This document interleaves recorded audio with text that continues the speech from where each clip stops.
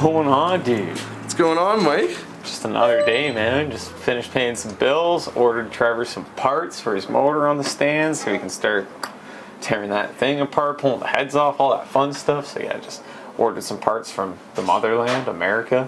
See how far our Canadian dollar goes, which isn't very far at all. What are you doing? Oh, not much, buddy. Thought I'd come by and do a 9 to 5 with you at the shop today. Yeah, People dude. have been asking about what you do day to day, so. Yeah, man, 100% kind of what I do and what I make Trevor do and all that fun stuff. Yeah, we can definitely, you want to rip back into the shop? Yeah, let's check out this display.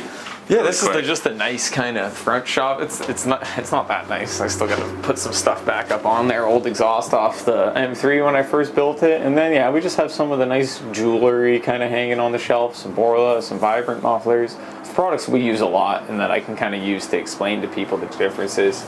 Flowmaster mufflers, which have baffles, so you know, can kind of explain stuff to people. And then yeah, when we go further back, it kind of gets not as nice, but that's because it's a workshop. We work in there, right? So sneak back here, we got the Rat Rod M3 sitting there, some flat tires on it. You'll get that customer's S13 I've been picking away on that I think Matt got some sweet clips of before. And yeah, Trevor's just working away right now on a car. He's finished a couple other jobs today already. We're getting close to the end of the day. But yeah, tiny little spot. We got my nice toolbox, cool wall with cool stuff. Everyone should have a cool wall with cool stuff on it. And then yeah, tube bender, tons of tubes on the wall. Lots of hand tools in the corner on my little carts. Trevor's little welding bench, and then I have my kind of welding corner with a bunch of parts that I grabbed from my buddy Matt, got shipped here the other day. So we got a parts pile for the S13 for the intercooler that we got to make up, and another parts room in the back where I keep a good stock of mufflers, tips, and flex pipes, stuff that we kind of use on a daily basis, because that's what we do, exhaust repairs, and as well as more simple custom fabrication. What about the TIG welding table over there? Yeah, Let's dude, go check the that out. little fab zone. It's tiny, but it's not how big it is. It's how you use it, right, Matt? And you use it pretty good, eh, Mike? If you don't use it, you'll lose it. But yeah, it's tiny little corner. Got my drill press there. Got my OG Dynasty tucked up there. And yeah, it's a pretty simple little setup. Got my corner bottles tucked in. There's just a corner L bench table. Majority of cool shit I have made has been on this bench here, not really at home, because the home is new stuff. I've made some cool stuff at home already, but majority of the cool stuff I have made has been on this cute little bench here and this little bench here. Yeah, dude, back here we just got a couple parts. Like keep a lot of tips that we have in stock. I try and buy stuff in bulk to try and save me a lot of money. So a lot of these tips we send out and get coated as well too, to get that nice black finish on it. I send them out, get them Cerakoted by my man Sean. Cerakote just really holds up to all the elements. We have some bad road elements out here. We're in Ontario, so I guess it's kind of same as like upstate New York and stuff. Like just tons of salt. They put salt everywhere, and it just rots everything. Ontario spec cars and stuff. Everyone who lives here is kind of used to it.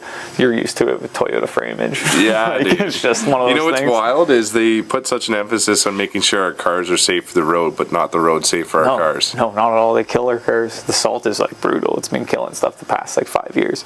But yeah, keep a lot of stuff in stock.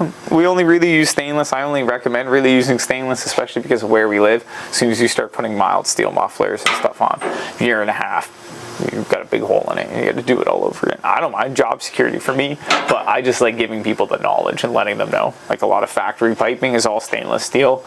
The mild steel that you put on it rots out, deteriorates. The fancy tubing with this like brush finish, that's 304 stainless, like sanitary tubing.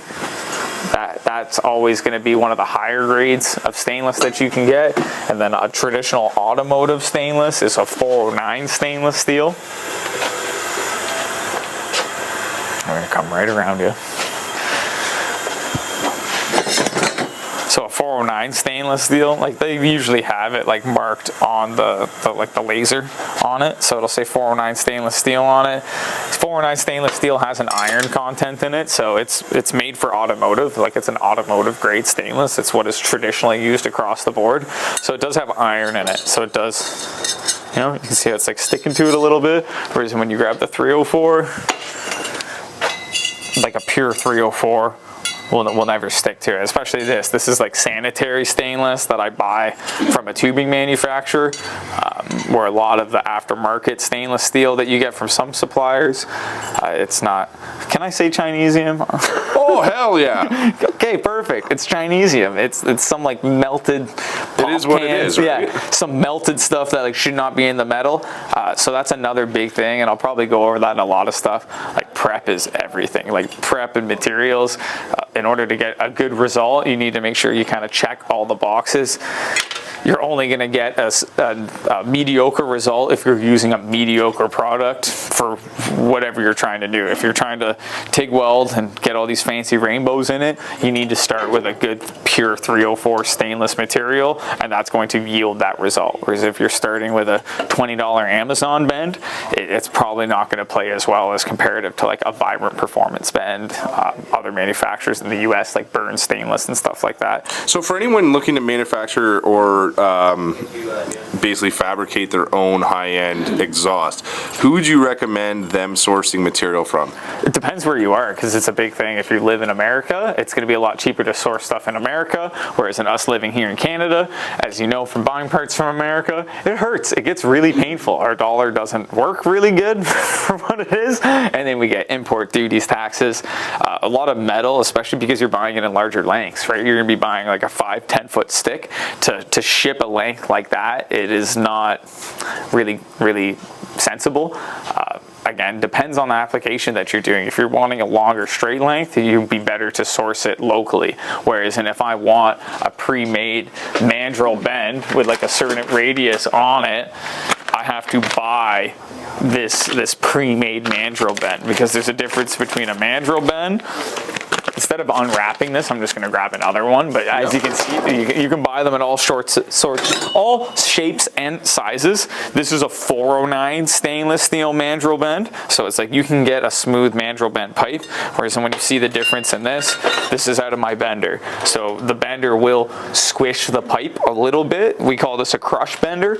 It's still not as bad compared to, you see some of the aftermarket where we call it the wrinkle bend. Like you buy a bolt-on Walker system, has these like crushes and wrinkles in the pipe. Obviously this doesn't flow as good as a mandrel bend, but for a majority of applications it's more than adequate, depending on what the person's wants and needs. Majority of people don't even know or care about that, right? Like they don't really know the difference between a mandrel bend and a smooth bend. It's all your personal want. I can't tell somebody to, like, you know, and that's why they come to you. Mandrel bends. It's like, no, it's more of a want thing.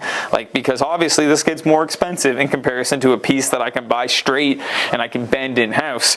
These pieces I have to buy now and then cut and source. So especially when we get into the 304 stainless systems and that manifold that you can see me making there, I buy these sections in like a 90-degree bend, and then I'll cut them with my jig, and then I clean them up, and then you can kind of turn them around, do whatever you need to do. So these are same thing. These are sanitary stainless bends, and they come in like a 90 degree, and I buy them pre-made. I get all of these things in bulk as well, other than the straight lengths. I usually try and buy a box of bends, but same thing, depends on the application. When I'm getting into making headers and stuff like that, you almost need a bunch of different lengths of those mandrel bends so you can make stuff around stuff, right? This is primarily what I use when I'm making a system in-house onto an application.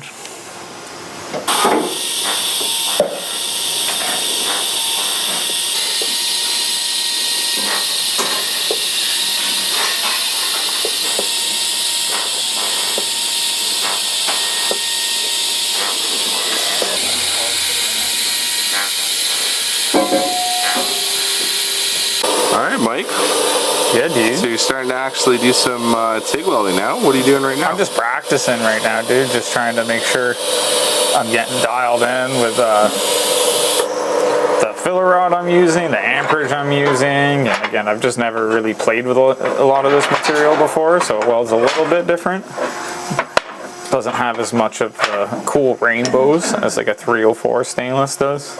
It's 321 stainless, and I'm using like a 347 filler rod. So it's it's just all very different stuff than what I'm used to. So it's always safe to just kind of practice a little bit, get the hang of it, get comfy. Because that's the biggest part. You gotta be comfy. But yeah, I got, this is the one actually for the manifold. So before I commit myself to like welding this all up, dial myself on this one, trying different things and see what I like. And if I don't like it, practice a little bit more and get it to a point where I'm like, all right, I'm gonna tack the rest of these and start pulling them out, brush them all up on the grinder, clean them all up again, and start welding the shit out of a lot of tubes. So other option that we could do, that we do traditionally do a lot on these trucks, is go with like an 18-inch truck tip. Okay. And then obviously bring it out the back. It's just a single on the corner. Also looks super good, but if you do want to kind of keep it tucked away, I can definitely do a downturn. Yeah, okay. Something like this here. It looks like, is that kind of more what you would prefer? Yeah. So I could definitely do something like that. So pretty much I just cut up here, it's probably gonna be 2 1/4, just because like to fit in, so I can probably weld it, kick it all down, put a new rubber on, just because this rubber had to get removed. New rubber, bring it all, and then I can keep it all super tucked up and just kind of tuck it in like that. And is there any possible way, like, I don't know if it's too high after, like, without seeing it as much as possible? I would just, if we want to kind of keep it that way, just because of like how much angle these bends are. I see. I can just make it out of like the pipe itself. Okay. So pretty much I'd bend a 45-degree angle out of the pipe, and I can slice it, and then I can keep it all in, so you can't even see it. As high as possible would be best, but obviously you know what I mean. So what we're going to end up doing for this customer, he wants to keep the tailpipe nice and hidden, so I'm going to cut up to where it broke off so I can get some nice clean fresh metal on there, and then make a new tailpipe that keeps it up and out of the way, and then bring it out to the corner of the box, and then just do a little bit of a downturn on here, make it all in new stainless, so then it's not going to break off on him in 1.5 years, 2 years, and then put some new hangers on it, and he'll be ready to rock. But yeah, just going to cut it up, clean it all up, and then start making it. Right on, man. Awesome.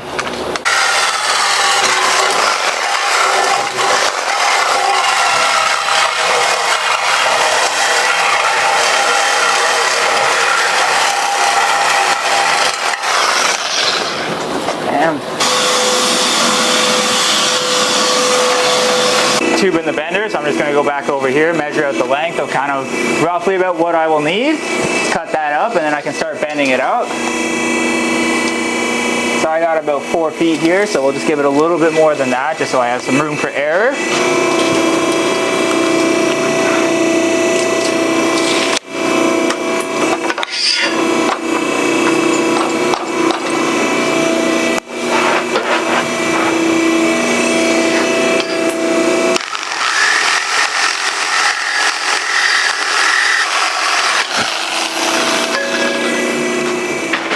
Figure out kind of roughly where I want to kind of put bends. Since I want to keep it as tucked up as possible, got to be conscious of the hanger that I got to put back on there. Kind of shove it about there, put the bend right under where the hanger will be, so give it an extra little bit more space, and then I'm going to probably start with like a 30-degree bend, and then I can always add more later on if I have to.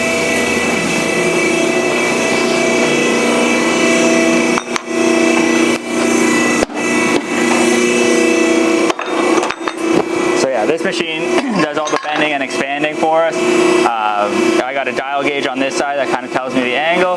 That part of the bender down there can expand the pipe for me.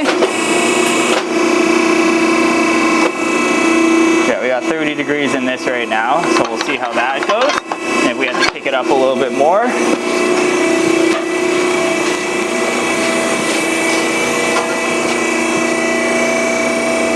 I think that's pretty sweet right there. So now what I'm going to do, just because, like I said, he wants to keep everything all nice and tucked up. I'm just going to kind of mark roughly about where I want the downturn to kind of be. So on the corner. So I'll put it kind of back here, so then I get some space with the body there. And then, bend that to 45 degrees so it kicks it all the way down. And then cut it out, so then it gives that nice kind of downturn look.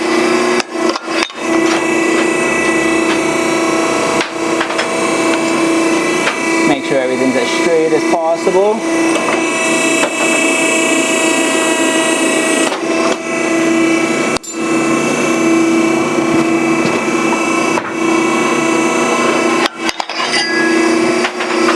Now it kicks down, so then now what I'm just going to do, I'm just going to cut it straight to here, and then it'll obviously take take away the downturn and just kind of keep it nice and tucked, because this will be a little bit too low from the truck.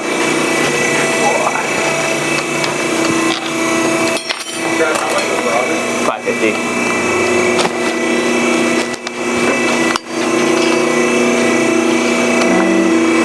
Gonna go with a long lid on that.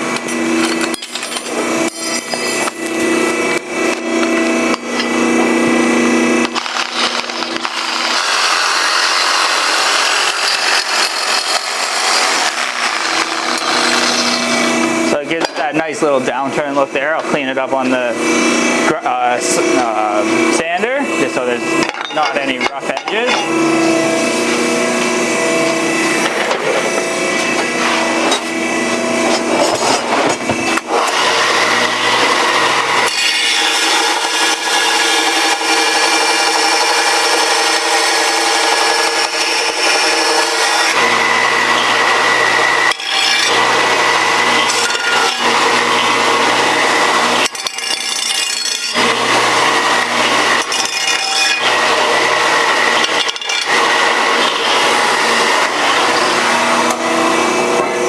We can always clean that. I'll clean that edge up a little bit more with the die grinder after. Just with the larger pieces on that table sander, it can get a little tricky.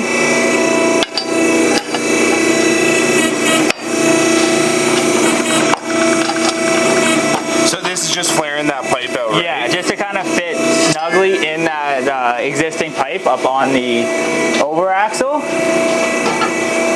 Just because you want to give yourself the least gap possible to weld. Nice thing about MIG welding, unlike TIG welding, it's a little bit more forgiving. Like the gap that was up in there, I could still weld it with the MIG welder. If I left that gap for Mike to weld TIG welding, he'd probably shoot me. I mean, it feels like he'd do that anyways. Yeah. He's a great guy. So then, yeah, keeps it all nice and tucked up. So pretty much I'll throw a stand on it here, make some hangers for it, and then, yeah, pretty much weld it up, weld a new hanger on, clean up the edges of this cutout a little bit more. Thank you very much there. And yeah, just keeps it super simple, super clean. He just wanted to keep it out of the way. He doesn't want to hit anything with it, and doesn't want it to fall off again, so that's why we go with stainless, just because mild steel after a year or two looks like that. Same thing with his system here in the mid pipe. This pipe's going to delete itself probably within the next few months, but we can always address it when it happens. It's not the end of the world. But yeah, we'll pull the welder over, I'll tack this all into place, and then yeah, normally when we can get a chance to keep rubbers, we hold on to them, because unless the rubbers are snapped in half, they're normally still pretty solid. But just reduce, reuse, recycle. So you guys are pretty eco-friendly here at GT Customs. 100%, 150%. We care about the environment. You know, big diesel motors, big motors. That's not what we're into. We're big electric car guys. So what does an exhaust on an electric car look like usually? Nothing. And they sound like ass. If you listen to the new Hellcats, that they put the fake little kitty cat roar to it. And yeah, good old lube. Helps in all parts of life. Slap that back on there. This will go there. Kick this back up. And yeah, I have a little bit of wiggle room. So then we can keep this as high as possible for them.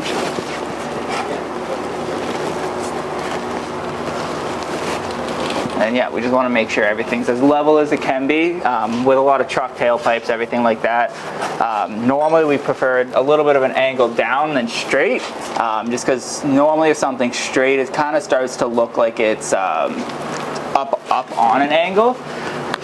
So rather than have something look up, I'd rather have it pointing down just a little bit. And yeah, you just got to be spatially aware of everything around. Make sure you're not in the body of the car or in the leaf shackle or something like that. So yeah, something like that's pretty good. So yeah, we'll roll the welder on over and then just tack that in and then just do a quick weld on that and then get the hanger up in there and weld it solid, and it'll be a fucking good time.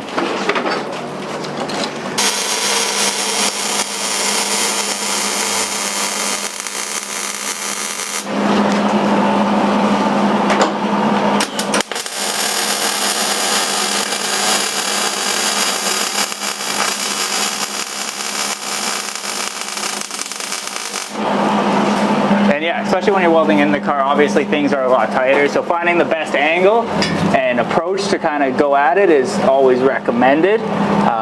Unlike TIG welding on the table, like you kind of get to see all sides a lot easier, whereas like this one's not as bad because it's a lot more open, but on situations where it's like super tucked up and hard to see, you just kind of want to get the best position for yourself, so then you can give the best weld that you can. But yeah, we got that hanger marked on there, so I'm just going to cut this up and then put that back in there, weld that up, and it'll be ready to rock. Put that back in there like that.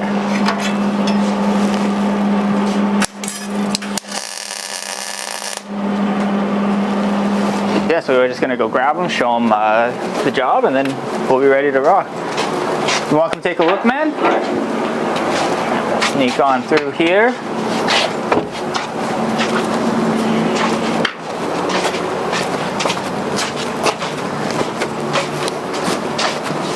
So yeah, tucked it up as high as I can. Like you want to keep it away from the shackle because you don't want it to rattle. New hanger on everything, and then yeah, like I said, in the future you are just gonna have to do that patch. But realistically, these things are pretty solid because they got the hangers on them, so even when it does break, this will hold it up pretty well. That hanger will hold this up pretty well, and then I can just cut here, put a new section in, and be ready to rock. They said this is supposed to be stainless steel. This is stainless steel, so even see how it kind of has that like browning that kind of matches your factory piping. Yes. So yeah, so if it kind of goes this, if it ends up matching what it's on your system, traditionally it's going to be stainless, where this is like you can tell flaky. This is no good. But it's lasted you a long time. I was going to say normally, like we see a lot of mild steel, and most times it only gets a year and a half, 2 years, but it's also dependent on how much you drive the vehicle. Yeah, no, I drive it a lot. So. Yeah. Okay, yeah. But yeah, and then I throw clear coat up on all the welds just to kind of help protect them. Okay, perfect. But yeah, you should be ready to rock, and this will last you a good 5-6+ years. Okay, perfect. Awesome. That's awesome. Well, it's probably longer because if that mild steel got you 5 years, it'll probably get you more than that. But yeah, you can head back up to the office. I'll bring it on down, and we'll come up and settle it up. Thank you.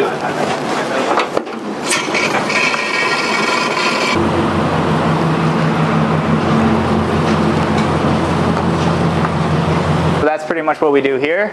We got another few appointments that we're going to be bringing in. I know I got a Civic today and a Jimmy today, so we'll see what's going on with those, and then we'll kind of go from there. Yeah, dude, so we got welded up some tubes today, got 2 of the runners done, 2 more tomorrow, and I'll put it back in, make sure this is good, I'll weld that up. Matt took some sweet photos of it, so I'm sure he'll sneak those. And yeah, other than that, dude, got a couple things going on always. I'll turn the welder off, things loud. It's better. And yeah, we'll run over. I got the 240 over there. I think Matt was taking some beauty shots of that before. This is my buddy Eric's car that I've been doing a lot of metal work on.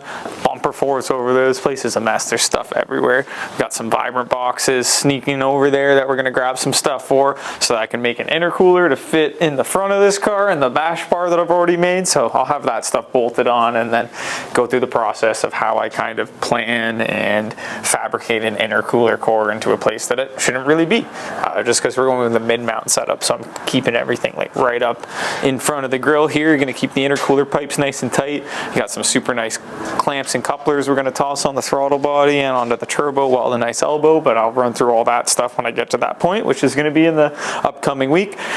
Just run through it quick. It's a super clean right-hand drive 180 coupe that he's done a bunch of body work on. We'll lift it up so Matt can kind of show underneath of it briefly, because I've done a bunch of work in the rear too, but just done some flossy tubs with some bead rolling and some gussets, cleaned up a bunch of holes in the firewall, and we'll run around to the back because that's where I mounted the fuel cell in.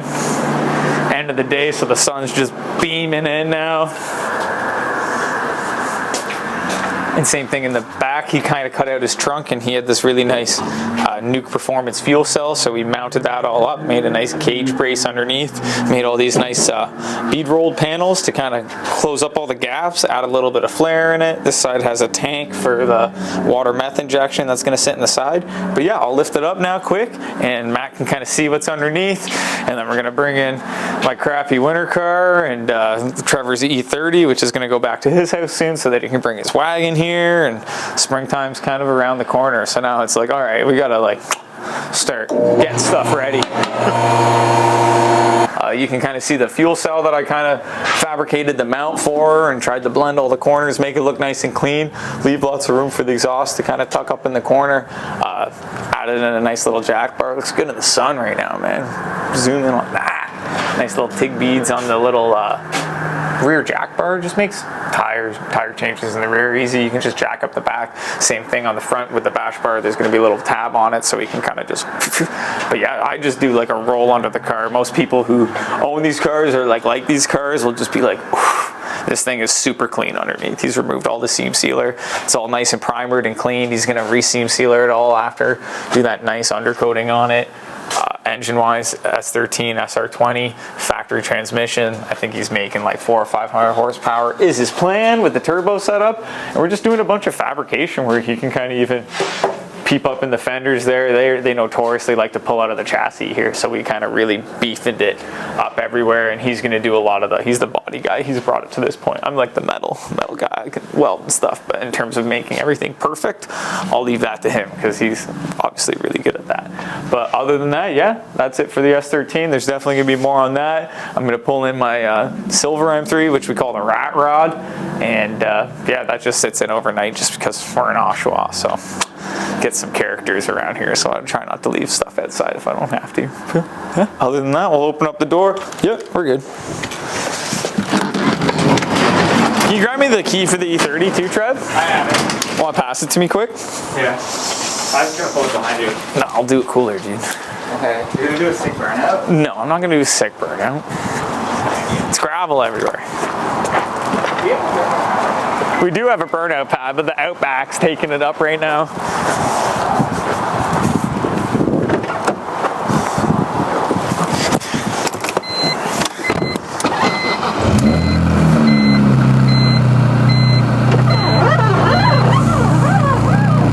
Squeaky window.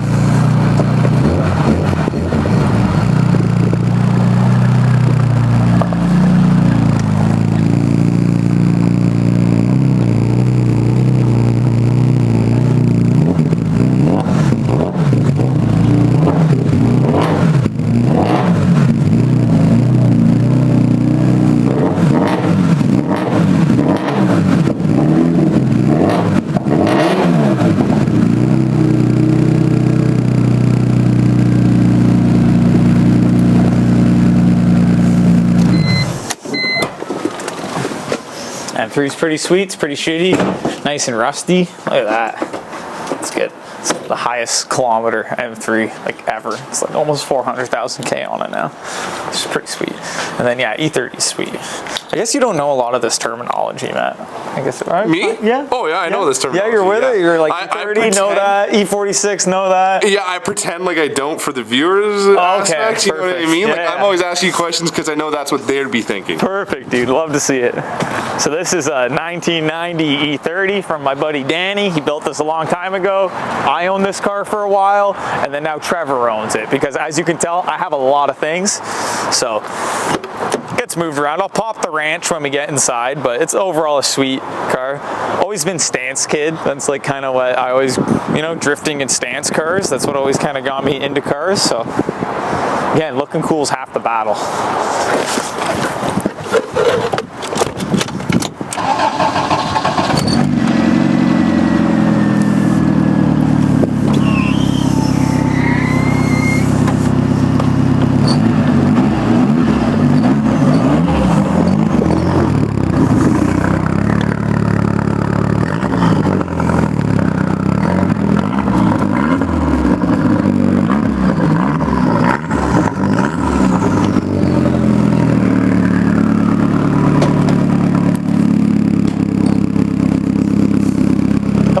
Ranch. Call it the ranch because that's where the horses hide.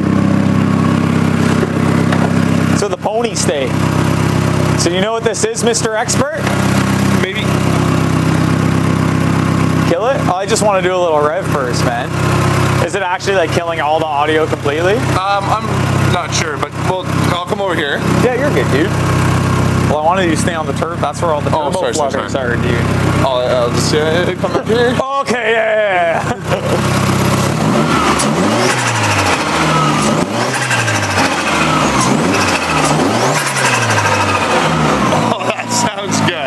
Yeah, see, that's what I'm saying. Why are you running away, man? That sounds good, man. Do you know what this is, Matt? In terms of what? The kind motor? Of, yeah, what kind of engine is this? Are you still recording or no? Yeah. Do you want me to? No, yeah. you're recording. It's a guessing game. Dude. I'm not sure what engine that's from, but I can tell it's not from this car. Yes, I'll give you that. Is it from a Volkswagen? It is from a Volkswagen. Okay. Is it from a TDI? No, GTI? It's pretty much the same as a TDI because it has TDI parts on it. So it is a GTI. It's a 1.8T Volkswagen motor. With a turbo. Well, Like it's factory turbocharged, Yeah. so it's 1.8T. This is out of like an A4 or a Passat, so it's rear-wheel drive mounted. So that's how the intake manifold is ran. That's how the turbocharger is ran. Whereas, if this was in a Mark IV, like Golf or Jetta, it's going to be front-wheel drive, right? So it's going to be like transverse, like horizontally mounted in the bay. You get all torn side to side, kind of messes you up a little bit. But yeah, this is a factory 1.8T Volkswagen motor with an adapter plate on it to a Toyota transmission. So it's a rear-wheel drive 1.8T turbo. So the transmission is out of a Toyota. What Toyota would that be? Tacoma, baby. Tacoma. So it's a 6-speed? 5-speed. 5-speed. Yeah, like a 90s Tacoma. 90s Tacoma. Yeah, or okay. 4Runner, or a manual 4Runner. It's a and that's an W55. Aisin transmission, correct? Yeah, it's a W55. Okay. Beauty. See, I'm not that dumb. No, yeah, never said you were. Cool, dude. So yeah, end of the day here now. Sun's coming down. Pretty much 5 o'clock now. Matt's gonna head out, start some video editing. We're pretty much just gonna clean up the shop for the day. Last thing that's here is my wagon. A couple people know of this. I know there's a few videos already on YouTube of it. And I got a lot of parts for it kind of hidden away. This thing's sweet too. I don't think you've ever seen this thing, Matt. It looks really, you can definitely get a side shot of it. It looks kind of crappy on the outside, but you open up the engine bay and you look on the inside, it's like fully caged, fully painted, like super, super cool. But yeah, I got to put a new rear end in this, so that's, again, the theme of never-ending projects. I'll probably get to that at some point, put some ITBs on it, put my standalone on it.